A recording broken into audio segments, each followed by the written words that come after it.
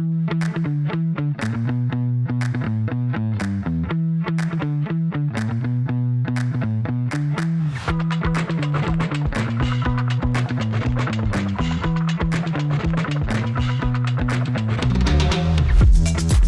back to another episode of Unpacking Life with the Box and the Basket.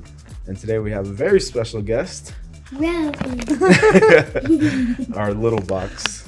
So today Roman Don't is home. unplug this, buddy. Roman's home early from school because what happened today, dude? I got my graduation. Yeah? What did you graduate from? Kindergarten to first grade. Nice. You're a first grader now? Yes. Yeah. Stop fidgeting. You so excited? Yes. What happened at graduation today? What'd you guys do? Sing songs. Yeah? Do you want to sing one of them for us? No?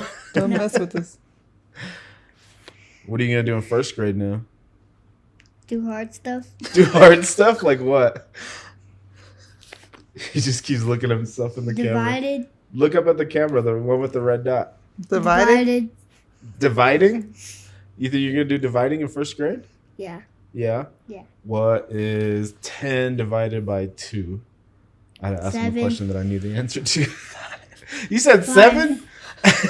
It was pretty close, though. Huh? But it was 5. Do you know how to read? Yes. Yeah? Are you a good reader or an okay reader? A good reader. A good reader? I think you're pretty good, too. What are you going to miss about kindergarten? Miss Stacy. Miss Oh, Stacy? my. Aw. As one of his teachers in the classroom. What about Miss Tilden? Miss Tilden too. Yeah. Did you cry? Yes. Yes. I think you guys did pretty good at your graduation. Can we see your dance that you were doing? Yes. Let me Let's see your see it. dance. No? No? I thought You we wanna could see it. You want to hold the microphone and do the dance? No? Okay. All Well, right. you can go. Well, me and Mama are going to finish this, okay? So you can go play. What's your favorite thing to play? VR. What game on the VR? Girl tag. Gorilla Tag? You're going to go play it right now? Yes. All right. I'll see you in a little bit, okay? Take some water. Say peace. Say peace out. Peace out. Love you. So that's our youngest, Roman. He's 5. He'll be 6 this Why year. you say it like you're not sure? He's fine. Because I'm trying to calculate it in my head. Oh. But so before we get into today's episode, don't forget to like, share, and subscribe. And we appreciate y'all listening and following. So today we are mainly talking about childhood events that have turned us into the people that we are today. So Roman, he is our youngest, and I don't know if the other kids ever did or like said silly stuff like him. Like he's a total goofball. But a while ago, I always try to tell the kids that I love them and stuff. So a while ago, we were sitting in the basement, and I think just randomly, I was like, "Hey, Roman," and he like looks at me. I was like, "I love you," and he's like, "Why do you always tell me you love me?" And I told him, I was like, "Because my dad never told me he loved me when I was a kid.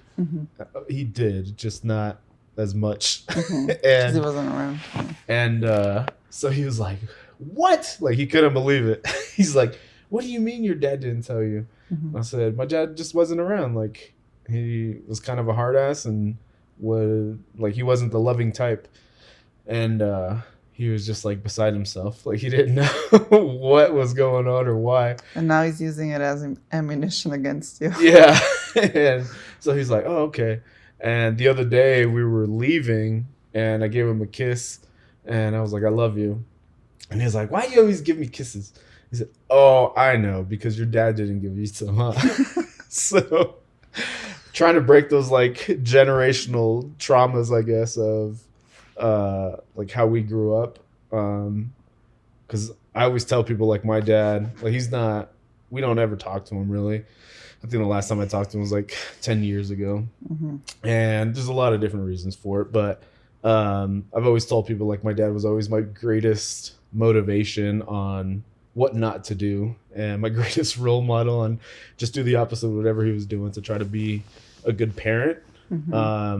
So I think that's helped me out being a dad. So I think I'm a pretty good dad. What do you say? What do you say? Son, like, Vanessa might cry during this episode, so be prepared. I cried at the school already. No. I think, like, growing up, how you grow up makes you who you are. Yeah. And then there's a whole nurture versus nature as well. Like, in a way, you're born a certain way, and then the nurturing you get as a kid makes you, also influences you. But sometimes, like, my mom is very German and very by the book and very, a certain way. Yeah. And no matter how much you nurture me, I'm going to be like my mom. Yeah. In a way. Just like Aubrey is like you. No. Hold on. That is not true. She has your attitude. You don't think so? No. She's like you. How? Nobody can tell her anything. That is not true. Oh, really? I tell her stuff all the time. Except you. Because she's scared of you. No. So... I think she has your sassiness. Yeah, but I didn't have that sassiness at her age. Yeah, but you have it now. She learned it now. She didn't know you when you were her age. So basically, conclusion of this episode is that I'm ruining our children. Oh, stop. My brain is not functioning today because I'm grieving. Oh my God. My last kindergarten graduate. Yeah. No, I think it's like with anything else, right? Like you get influenced as a child and then it turns into you being an adult. I'm trying to think of one of my cousins, Brandy. She had told me once when I was like a teenager, I think she met one of my girlfriends, and like I feel like I've always been a gentleman, right? Like I open car doors and get you gifts and stuff like that. And she was like, "You're such a gentleman. Like, where did you learn that?" And I was like, "Movies." Because I never saw my dad treat my mom like well. Like I didn't grow up with that in the household. And like really all the memories I have between them, like in a marriage or being a couple, is like not good. And that's so sad. it's like maybe I will cry. Oh gosh. So it's like, I guess when I was young, I kind of made the decision where, I just want to be a good person. I want to be a good human and just do the right thing. Like I could never imagine myself putting my hands on you. Yeah. And like, but I grew up with being around that where just like a lot of violence and domestic violence and stuff like that. And I just knew, I guess, from like a young age, like I don't want any part of that. Like I don't want to be in a crappy marriage where I feel like I have to put my hands on my wife. Yeah, but it wasn't your mom's fault by any means. No, absolutely not. Yeah. But do you know anything about like his upbringing? Why it made him? Kind of. I know my grandpa was like a hard ass too, but I mean, he was like a war vet. I know he was divorced from my grandmother, and I mean, they grew up in the 60s, 70s, and then my dad grew up in the 70s, 80s. Yeah. And I know all of them just kind of ran the street and drank. So my dad's like a big alcoholic. I think he still is, but I think that's why for the longest time I didn't really drink much because I didn't want to get into that like cycle of like rehabbing and then getting back into it and just ruining my life and everybody else's life around me. But I think like it just, I don't know, from even like the way I grew up, like I should be in prison, I should be dead, like I should not be in the position that I am now. But I just knew right from wrong at a young age, and I knew that I wanted to be on the right side of wrong. So what do you think? Do you think that was a nature thing, that you were just born that way with like resilience, or your mom made you that way, or your dad's bad behavior made you that way, or I other don't even know. influences? I think a lot of other influences, because like even as a teenager, shout out to my tia Sylvia and my cousin Veronica, because they pretty much took me in when I was like a young teen and just kind of let me crash, and they would feed me, and I was like a stray dog. They would like help me out. But like my tia Sylvia's always been like a hard worker. She was a single mom because her husband unfortunately passed when the kids were pretty. My cousins, they were pretty young, and so she just did it on her own. And I grew up like as a teen saying that, and then how she, how hard she worked. And then my cousin Veronica, she was like in recovery and stuff. I saw her like as an addict as well, and then she completely changed her life around. And she was still pretty young when she took me in, and I know they weren't in a position to have an extra, like especially a teen kid around, to eat all their food and crap. But they took me in, and her husband Moses, he's kind of like the one that turned me on to the military, and was just like, dude, just go. And one other friend, his older brother, he kind of like took me off to the side. He was like, listen, man, like you're a good kid. And I was a shithead kid, but he was like you want to do good for yourself. Like just go to the military, because like when you come back in however many years, everybody else is still going to be doing the same shit. And it's true. My dad always says that too. Yeah, and it's true. Like everybody's still pretty much doing the same stuff, stuck I in the same married my cycles. dad, kind of. Except, I mean, my dad wasn't like on the streets. Yeah. I don't know. Just running the streets. No. I don't know if my grandma kicked him out or not. Yeah. But I think it was like a worse area, probably, where he grew up than you. But, in East St. Louis? Yes. Yeah, probably. But same thing, he always, I don't know. Yeah. He likes. Like I didn't like the lifestyle. Like I saw like the older people, and they were all like doing the same stuff every week, and they'd get drunk, get in fights, and like get arrested. Yeah, wouldn't have killed. much going for themselves. And like I went to a bunch of funerals as a teenager, and I was like, I definitely don't want to be there. But and my growing up was like the complete opposite. Yeah. But with my dad having a background like you, right, where like they just fought for their lives. I think where they lived was so bad that the police wouldn't even go there. So yeah, like it was either stay there and go to prison or get killed, or join the army. yeah. And that's what he did. And then he met my mom, I think. And the rest is history. The rest is history. Now he's my dad. Here we are. That's all that matters. 30-something years later. 21 years later. But like my dad is a certain way because of how he grew up, right? Like he's very not a lot of things bother him because he has such a like bigger understanding of the world and how much worse it could be for somebody. Oh, for sure. That I think that's how you are. You like to be petty, but that's it. Like a lot of things. Like if I'm breaking down, you're like, why are you freaking out? It's fine. Yeah. Because we're healthy. We got a house. Mm-hmm. Kids are healthy. Like, what more could we ask for? Yeah.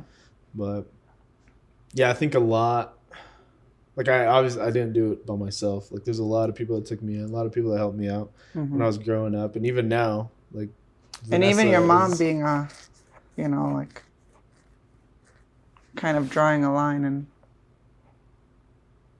Huh? What?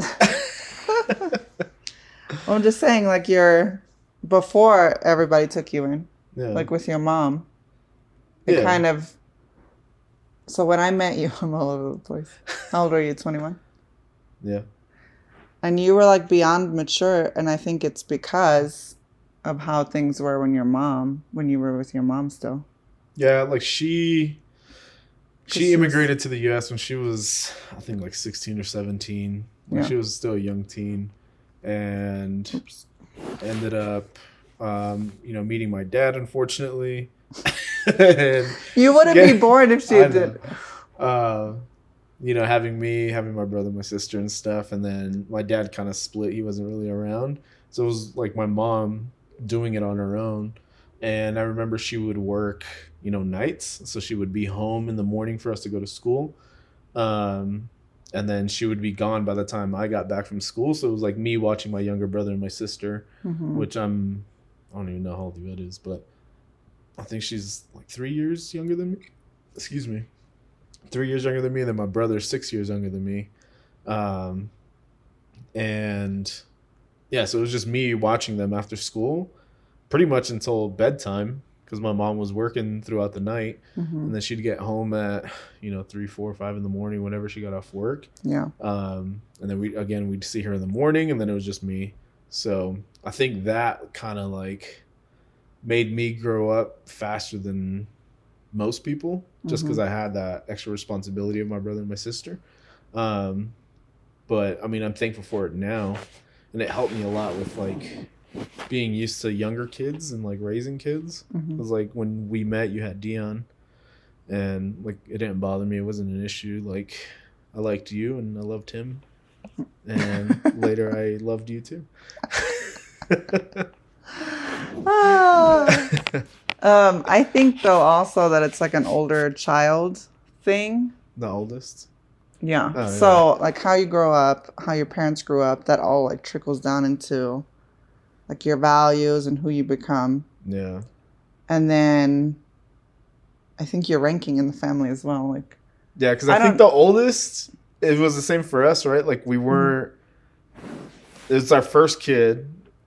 We don't know what the hell we're doing. Even the second one comes and you're like, all right, I'm starting to get the hang of this. And then the third one, you're just like, whatever, dude. You'll be fine. We're just keeping them alive, yeah. So. But you have more responsibility. You just grow up that way. Not saying that I was a slave by any means, but like you're the oldest. Yeah. And you take on more responsibility than the younger it's just siblings. how it is. And maybe that made me as anal and organized as I am today. Yeah. Because Dion is the oldest for... I was the oldest out of 4. Yeah. And we were all a year apart. So not huge age gaps. But then Dion, our oldest, it's completely different because he's... 5 years older than Aubrey? Yeah. And then 9 years older than Roman. So there are huge gaps, which... My gaps weren't as big, so I didn't realize how annoying it was to have a sibling. Or siblings. But Dion is like well aware of how annoying they are, Yeah. Because it's not like he's 14, Aubrey's 13, and Roman is 12. Right. Like Roman is 5. Yeah. But it's like, so the other day when I went golfing with Anthony, we went to Abby's after, and we were talking about, because his buddy has, I think, 3 girls. And I think the wife was pregnant with like the fourth girl. And I was like, oh man, like good luck to you, bro. But he was saying that his 3 girls, they're like a couple years apart and they all get along. Like they're best friends. And I'm like, dude, I have 3 and it's 2 boys and a girl and it's just pure chaos. But it's only when Aubrey's around. So I was telling them, I'm like, Dion and Roman with a huge age gap, not almost 10 years age gap, like they can just sit here and watch movies and like just chill and like they're super quiet, super mellow, don't do anything, like they're not fighting with each other, not jumping around. And then throw Aubrey in there and then all hell breaks loose. And I was like, I don't get it. But Aubrey and Roman together too sometimes. I mean, they're not always fighting, but yeah, but they're like they play together and they're just like loud and jumping and just being crazy. So I was telling them this, and this lady that was next to us, like across the bar, she goes, I'm sorry to be listening, like eavesdropping and stuff, but she goes, I actually have the reverse of you. She goes, I have 2 girls that are older and youngest, or oldest and youngest, and then the boy is in the middle, and anytime he's around, like all hell breaks loose. It's the middle child. It's just the middle kid. It is. and it's true. Like, who's the middle child in your family? Yvette. Yeah, true. she's the chaotic one. Yeah, I said it. See, we're 4, so there's not really a middle. Yeah. It would be. Did you hang out with your sister a lot, or your brothers more? We all hung out, but it was all like 4 of you together. It was like me and Georgie, and then Michelle and Leon, because the 2 oldest and 2 youngest. The 2 oldest and the 2 youngest. But when me and Georgie were little, yeah, we would throw Like, What's the we age would- gap between you guys? Not even a full year. Between each one? Between me and Georgie, it's not a full year. Uh-huh. So it goes 87, 88, 90, Uh-huh. 91. So between Georgie and Michelle, it's a year and some change? Yeah. Dang. No, 2 years. 2 Yeah, years. we're busy. 2 years between them? Yeah. If you ask my parents, it's because my mom's going to kill me. It's because my mom didn't know any English and my dad didn't know any German. So they would just kiss. But they knew French. So here we are. That's funny. But yeah, I think so. Growing up, even as a young child, I think it was like super strict in my house. Mm-hmm. And I don't know if it was because my dad's drinking or because he was in the Marines before, like he was in the military. And he was only in the Marines because he freaking got sentenced to that by a court. Mm. It was Not like out of the goodness of his heart. Yeah, it was like back in the 80s when it was like either go to prison or go to the military. So he ended up going to the military. Fair enough. But anyway, so it was like strict and like we would get hit, like beat. And it was terrible. Mm-hmm. And I do believe in hitting your kids, but not like strangling them or anything crazy. But yeah, so it was like we didn't have a whole lot of structure when like both parents were in the house. Mm-hmm. But I know it's so important for like a dad to be around. And I know I've told you this and I've told like a bunch of my friends this. As a cop, like we would go to these houses where, you know, a child's acting up or whatnot. Mm-hmm. And 9 times out of 10, the dad wasn't around. I can't remember of instances where like a mom wasn't around, but I'm sure it's happened. But I just tell people like fathers are just so important to be in the household, and especially if it's like a 2-parent household, kids are obviously more susceptible to succeed than in a 1-parent household. Mm-hmm. And you can't blame the one parent just because it's so the hard. other one dipped out. Yeah, it's so hard as a single Yeah. parent. Like I grew up in a single parent household and it was just rough. Like it's rough for the parent. They're just trying to do their best and trying With the to resources they have. Yeah. And especially like I see a lot of stories and I would go to a lot of houses where it was like fresh or like one of the like the husband or whatnot like left and the mom was, you know, like a stay-at-home mom or something, and now she's just like thrusted into this, you know, world of her having to provide everything for her and the kids. Yeah. And unfortunately in this society, I think it's more normal that moms are the majority parent in those type of situations where the mom has the kids most of the time and then they take on most of the responsibility, which is crappy. But I always wonder how it's like the dad's not around and everything falls apart. I think it's because the moms just don't leave. But I wish I had like an example of where the dad was around and the mom left. yeah, Because I wonder how that would transpire. I don't know. And like I said, I'm If it sure would, it's out 'cause there. Kids are usually better behaved with their dads. Yeah. Like that's how it was at my house. And that's how it is at our house. And that's how it is. And my dad was the favorite, and you know, it just is that way. And you're the favorite here too. Like, and it was more weird 'cause too of the- because like if my mom would punish me, I would be pissed. If my dad would punish me, I just feel sad.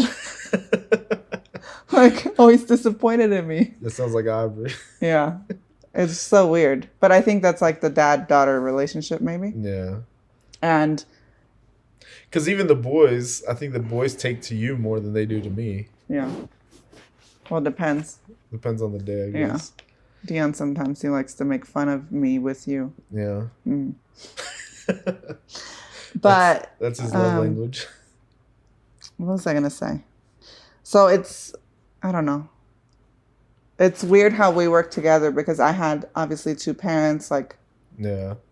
they never left us or anything. And a few things I think influenced me is like My parents never really hung around other people a lot unless they were like really, really, really good family friends. Yeah. And other than that, like my mom never like left and went like on a girls' night or would go to dinner with a friend or anything like that. Like her whole world revolved around us, and whatever they did for the family. Right. And I'm not like her, where like I do have my girlfriends and I do go out with them. But at the end of the day, if somebody like burns me or like is not working out for me anymore, right, I don't have a hard time cutting ties, because in the back of my head I always have that like that my parents like instilled in us over and over, like as long as you have your family, that's all you need. And it was kind of like a us against the world kind of situation. So I think those things like influence you later in life. And then my dad always told us that can't is like not an option. You can do anything that you set your mind to.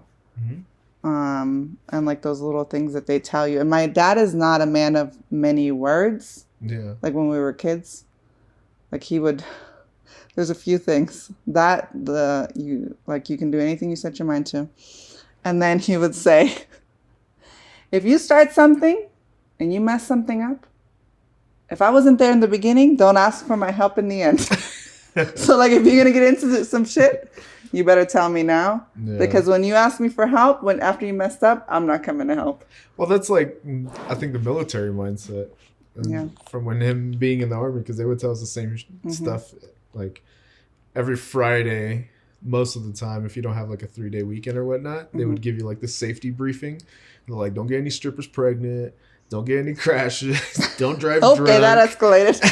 This is basically what they tell you. And then they're like, if you need help, call us first. Like call your leadership, call your battle buddies. Because if you call us after the fact, we can't help you. Like if the cops already got you, there's nothing we can do. So I think that just that mentality is like ingrained in veterans and stuff. But that's pretty funny. And I think, I'm just trying to think other things that made you or made me who I am. And another one is probably controversial, but when I was a teenager, I want to say like 14 or 15, my mom would take us to the club. Like, to the club. First of all, in Germany, like there's not... Did she work there though? Yeah, she did. Well, let me finish. Oh, okay. So, my mom was always like... She had a full-time job and a part-time job and another job. Like, they were always trying to, like, provide a good life for us and, like, take us on vacations and take us to the commissary on the weekend and buy us whatever we wanted. Like, we built a huge house. Each one of us had a phone line in our room, a TV, like, custom-built furniture. Like, they just worked themselves to death to give us whatever we wanted and needed. And I feel bad because my mom, she was stressed a lot. And I feel like now she thinks nobody appreciates that. But, I mean, I do. I saw her work ethic, and I knew from a very young age that, like, if I wanted something, then I would have to put in a lot of work. Right. And now I completely lost track of what I was going to say in the beginning. What did I start with? She had a cordless phone in her room. I know. No, I didn't. First it was... a landline with like what was I going to say? I have no idea. What did I start with? Help me. You told me not to interrupt you. She took you to the club, remember? Oh, that's what it was. I don't know how I went off on such a tangent. Good God. We're going to get a horrible review. The basket lady, she can't stay on track. That's her basket spilling out, see? So in Germany, it's a little bit different than it is here. Like my mom was there. My dad would come too. But, like, she would take me and my friends. And, first of all, I developed my love for, like, 90s hip-hop and R&B. Like, I have, like, 300 songs on my iPhone, and that's the only songs I listen to over and over and over and over again. Because it's just, I don't know, it makes me so happy. It's how Even the kids know all the songs now. The kids know all the songs. It makes me so proud. Like, what did you teach your kids? Well... A lot of 90s R&B. You ever heard of 112? Yeah. Jodeci. I mean, that's even like late 80s, I think. Yeah. Boys to Men, all that. And then my dad always listened to Tupac and Biggie. I'm getting All off right, track basket. again. I know. I was gonna say, put some stuff back in And there. I have to tell the story. So we had 2 cars. My dad had a red Mazda, like a sports car, and we had a van. Uh-huh. And we thought, like, in Germany, to have a van, you're cool. In the United States, to have a van, it's not cool. Nerd. But we would, like, pull up the stuff. I'm like, Mom, can you pull up a little closer? So everybody could see, like, the sliding door we got out of. Like, nobody had a van, so it was cool. But we would always want to go drive with my dad because my mom always listened to R&B, like Boyz II Men, Jodeci, all that. And then my dad would listen to Biggie and Tupac, and he would turn it up so loud. We would never tell my mom because she never let us listen to music that loud. But it was just so funny. He would go really fast. That sounds like you. Huh? You don't let me listen to loud music in my car. I do. But you have like an extra speaker system, and it hurts my ears. I have subs in my car, and Vanessa, she hates when I like put it past 10 on my car when she's driving with me. But then when she takes my car and I get back in it, it's on like 40. And I'm like, what the hell just happened? It's just different when, I don't know. Anyway, so she would take us to the club. And I think, like, I was never into, like, after that, into, like, getting into trouble, getting drunk or nothing. Yeah. And not as a kid, I wasn't getting drunk, but I just, like, developed a love for, like, just dancing and having fun. And there's, like, some of my most favorite memories growing up. Yeah. And doing that. And I think them just being open with us and like allowing us to do stuff, but still being there. Right. Like my dad one time, he's like, if you want to drink, you're going to drink at home. Yeah. And then my brother didn't listen. So he came home drunk and my mom was out of town for a work meeting. He's like, oh yeah, you want to drink? So he gave him some like more, I think, Tanqueray. And then Georgie was just hammered. He was struggling. He's like, come on, dude, you want to be the cool guy? You want to drink? I was like, oh no, this is going to end so badly. That's like those lessons that you see like in the movies, like back in the 50s and 60s. They're like, you want to smoke? Here, smoke this whole pack. Yeah. They make them smoke the whole pack. Ugh, it's gross. Yeah. So I don't know, just different things. Like them letting us do it made it to where like when I hit my 20s and whatever, like I was more responsible because I had done it already, all that stuff. Right. And it wasn't like, oh, I want to go clubbing and do this and get into all this trouble. And I never had that need to do that. Yeah, I mean, there's all kinds of life lessons that you learn as a kid. I told you about the first time when I drove. Yeah, so you drove your dad. My dad used to take me to the bars and stuff with him. And that's why I got so good at like darts and shooting pool and like all these bar games. Do not take this parenting advice. Yeah, don't take your kids to the bar. And so my dad would get drunk and he would, it was out in Temecula, California. So it was like nothing out there back then. But he would tell me, like, you want to drive home? And I was like, heck yeah. I was like 9 or 10 years old.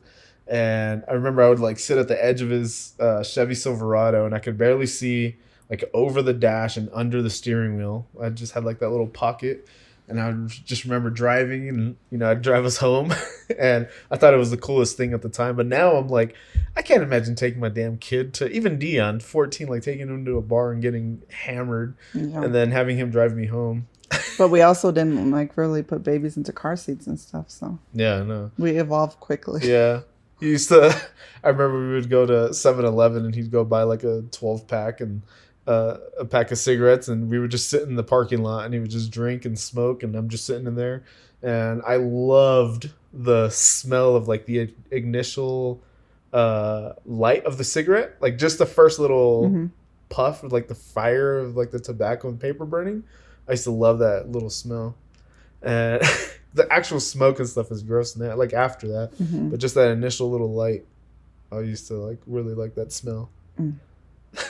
I guess it's another thing. My parents always smoked, and none of us smoke. I think Georgie actually used to smoke, and then he quit. Maybe. So gross. I used to smoke when I was in the Army, and I first met Vanessa, and she hated it. I was like, that's got to go. I haven't smoked in like almost 10 years, so be healthy. Yeah, Oma, quit smoking.